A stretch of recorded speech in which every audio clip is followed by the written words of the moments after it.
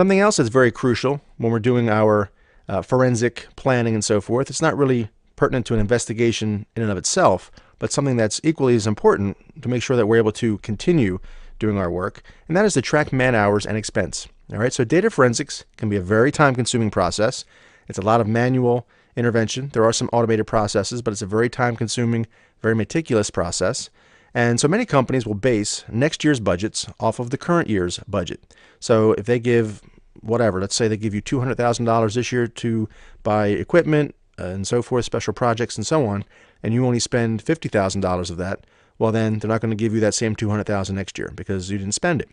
Conversely, if you ask for 200 grand and then you end up spending 300 grand, obviously you're going to be in a little bit of hot water, but at least you have the ability to say, hey, we need more resources because we simply don't have enough to handle the workload.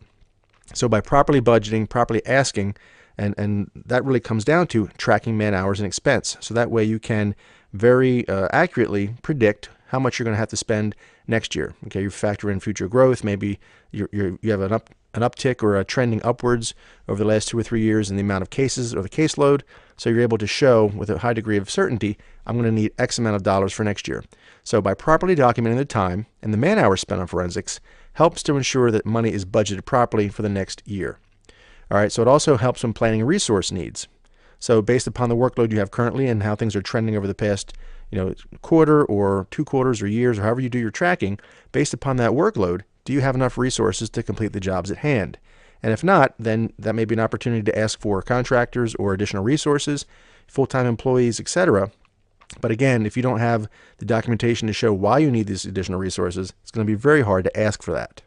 And then oftentimes, don't overlook the fact that many vendors have professional services available within their own kind of bench, if you will. They have contractors or they have people that they can quickly deploy.